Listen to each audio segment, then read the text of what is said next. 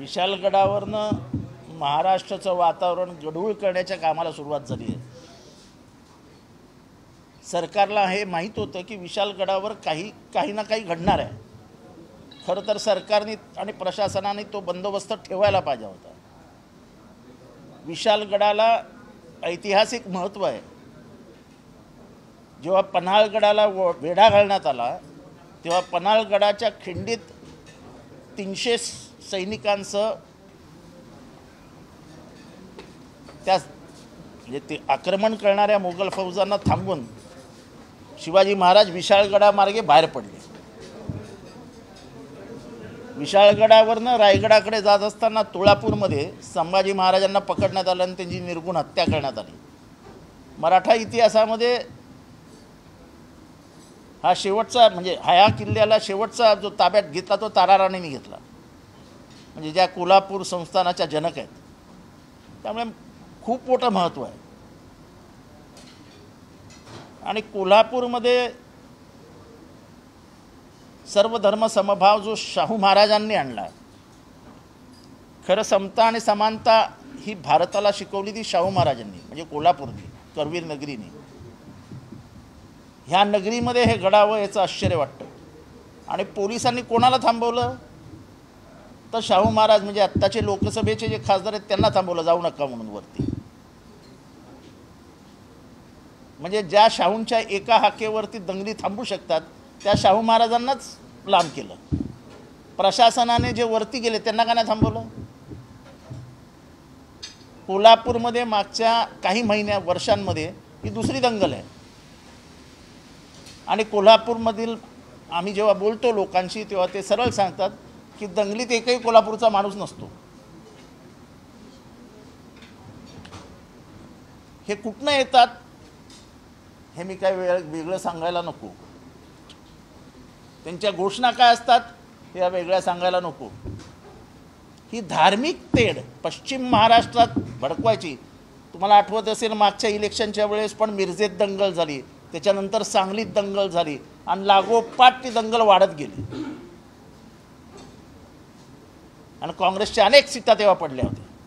नेमक्या निवडणुकीच्या आधी हे राजकारण पेटवलं जातं, याचं कारण काय? आणि जर त्यांना वाटत असेल हे मराठा ओबीसी हिंदू मुसलमान हे असे कोंबडे झुंजवून जर तुम्ही निवडणुका जिंकणार असाल तर ते शक्य नाही।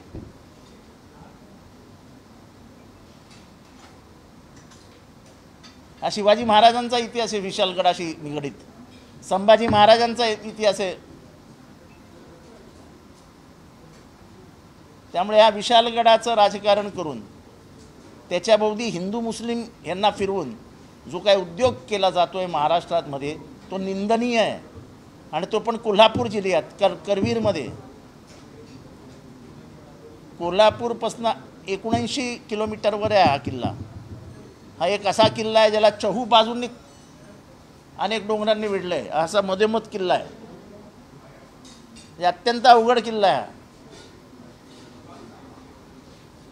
म्हणजे मोगलांनी अनेक महिने वेढा घेतला तरी त्यांना ताब्यात घेता आला नव्हता, असा हा विशालगड आहे।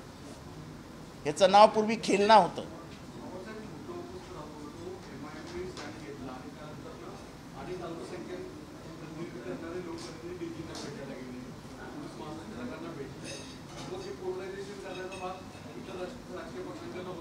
नाही, असं आहे की इतर राजकीय पक्षांपेक्षा खास करून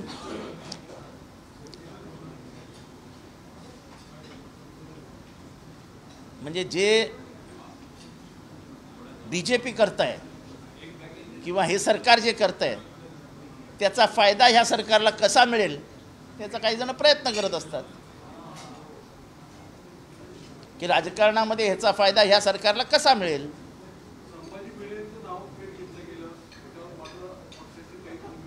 मी स्वतः सकाळी भूमिका घेतली आहे। मी स्वतः सकाळी बोललो आहे या म्हाताऱ्यासारखा नाठाळ महाराष्ट्रामध्ये कोणी पैदाच नाही झाला। स्वातंत्र्याला दळबद्री, स्वातंत्र्याला हणगं, कुठल्या तरी बाईला बोलवायचं तिला विचारायचं कुंकू कुठे जा कुंकू लावणे, अरे तू काय त्याचा बाप आहेस? वडाच्या झाडाला काय सती काय ते वटपौर्णिमेला पूजा करायची असेल तर हिरोईन्सनी करू नये, करायची असेल तर साडी घालूनच या. आणि कोल्हापूरची पण दंगल ही संभाजी भिडेनीच पेटवली होती, मी नाव घेत नव्हतो. आणि ही दंगल पण संभाजी भिडेनीच पेटवली. पण संभाजी भिडेला काहीही करण्याची हिंमत या सरकारमध्ये नाही. हे सरकार संभाजी भिडे दिसलं की गुडघ्यावर येतं. आणि संभाजी भिडे अत्यंत जातीयवादी, अत्यंत धर्मांध आणि विकृत स्वभावाचा माणूस आहे. आणि त्याच्या मागे ज्या पदव्या लावल्यात त्या तर एकदम खोट्या आहेत. त्याचा एकही पुरावा आणून द्यावा की हे फर्ग्युसन कॉलेजला शिकलेत म्हणून. सांगलीतली एका पिक्चरवरनं झालेली दंगल, मिरजेत झालेली दंगल, या दोन्हीला जबाबदार संभाजी भिडेच होता. भीमा कोरेगावला झालेली दंगल याला जबाबदार संभाजी भिडेच होता.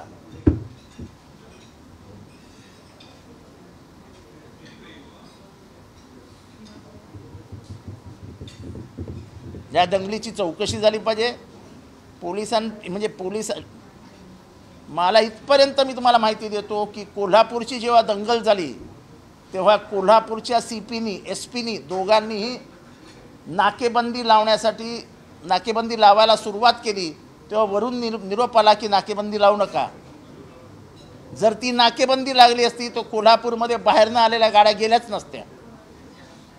कोल्हापूरमध्ये दंगे झाले तेव्हा दंगेखोर जिथनं आले होते त्यांच्या सगळ्यांच्या गाड्यांचे नंबर नोट आहेत.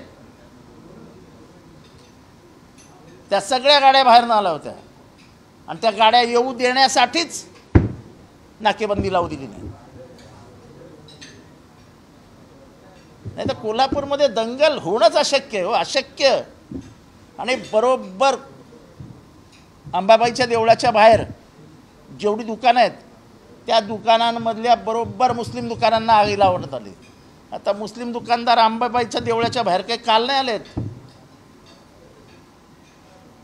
200 वर्षाचा इतिहास आहे. तिथे एक मस्जिद आहे, मला त्या मस्जिदीचं नाव आठवत नाही आत्ता. त्याच्या बाहेर त्या मस्जिदीच्या बरोबर समोर म्हणजे जिथनं प्रवेशद्वार आहे त्या प्रवेशद्वारावरच गणपतीचं मूर्ती आहे. म्हणजे तिथं दगडात कोरलेली मूर्ती आहे. त्यांना इतिहास माहीत नाही. त्यांना हे असं म्हणजे या विशालगडाचं नाव 1058 साली खेलना ठेवलं होतं. या गडाचं नाव खेलण्यावरनं विशालगड हे नाव शिवाजी महाराजांनी ठेवलं.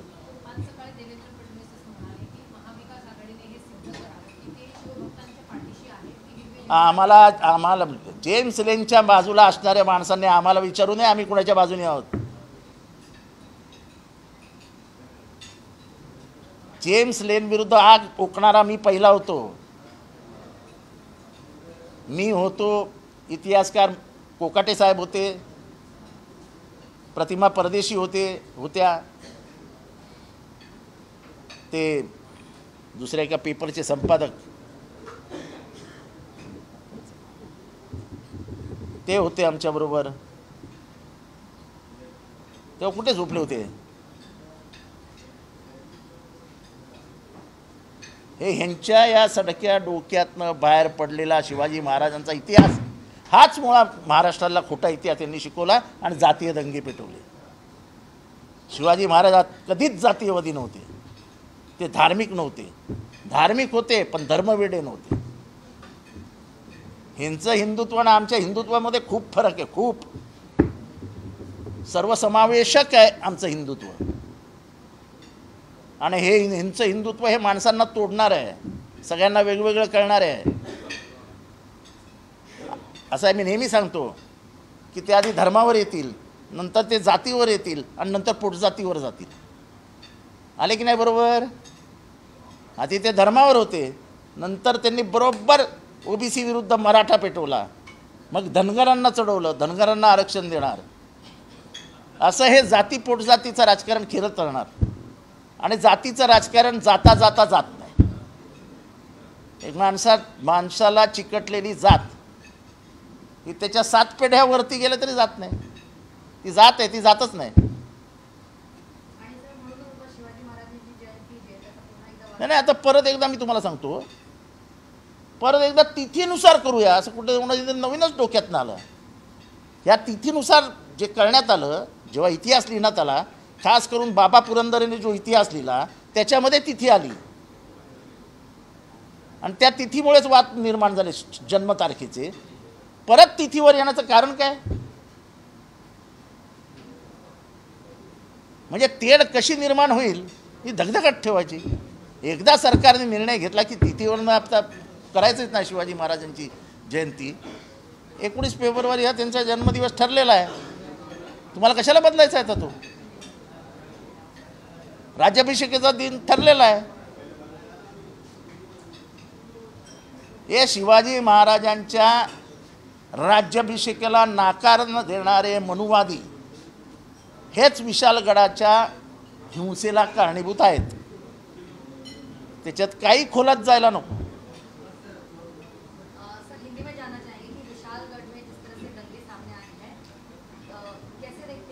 ये दंगा जानबूझ के चुनाव को मद्देनजर रखते हुए ये सरकार ने किया हुआ खेल है.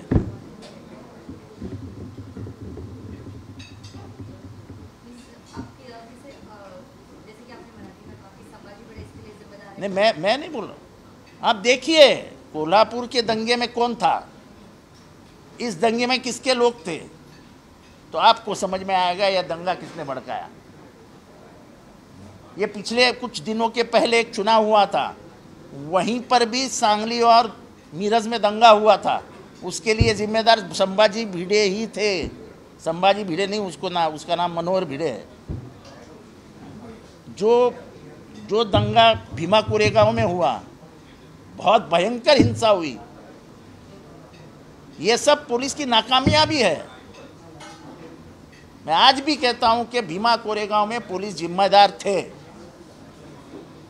जब 1 दिसंबर को लिखता है कि एक भी दुकान खोलने नहीं देंगे, 1 जनवरी को दंगा हुआ, पुलिस ने 30 दिन में क्या किया? जब आपको मालूम था कि विशालगढ़ पे कुछ होने वाला है तो पुलिस ने बंदोबस्त क्यों नहीं रोक रखा? कैसे क्या लोग ऊपर गए? आप शाहू महाराज को रोक देते हो और जो दंगा करने वाले उनको ऊपर जाने देते हो. ये कौन सी सरकार है?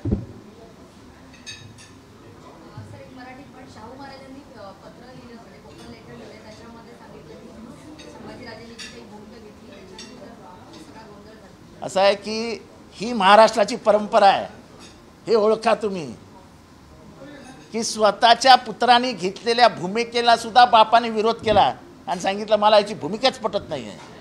ही शाहू महाराजांच्या घरातली परंपरा आहे, हे शाहू महाराजांचं रक्त आहे.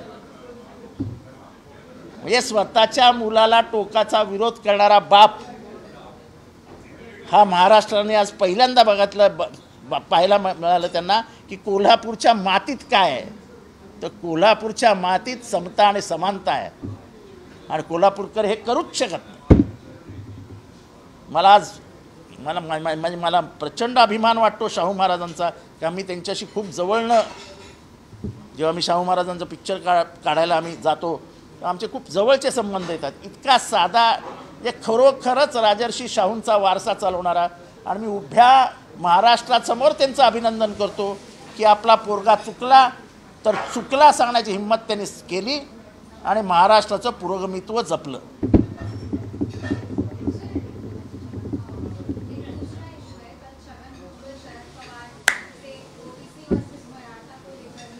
देखो ऐसा है, मुझे सिर्फ अच्छा इस बात का लगता है कि शरद पवार के ऊपर उन्होंने बड़ी लंबी टीका की, बहुत भला बुरा कहा. सुबह वो मिलने गए तो शरद पवार ने इनकार नहीं किया उनसे मिलने के लिए. ये महाराष्ट्र की महानता है, ये शरद पवार की महानता है. वो उनको बड़ा नेता क्यों माना जाता है? वो दिल में खुन्नस नहीं रखता है कि इसने बात की, इसने बात की, इसने बात की, इसको जेल में डालो, इसको अंदर पकड़ो, इसका ये खोलो, वो खोलो. शरद पवार वैसा कभी भी वो करते ही नहीं है. वो हमेशा बोलते हैं गणतंत्र है, इसको बात करने का अधिकार है, बोलने दो.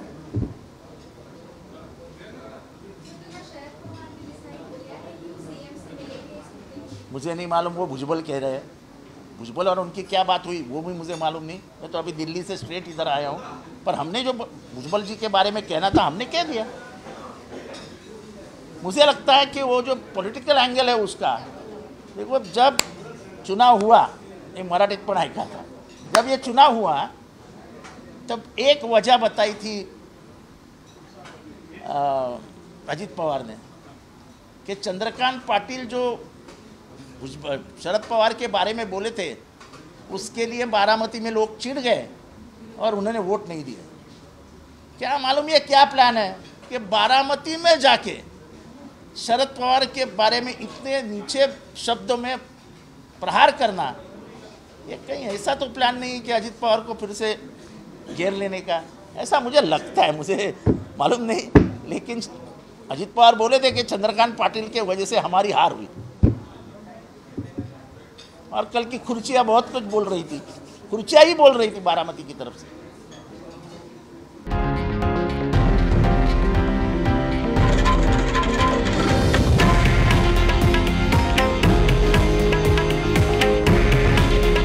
हे आहे देशातील नंबर 1 न्यूज नेटवर्क आणि आपण पाहत आहात TV9 मराठी। काळजी तुमची, हित महाराष्ट्राचं।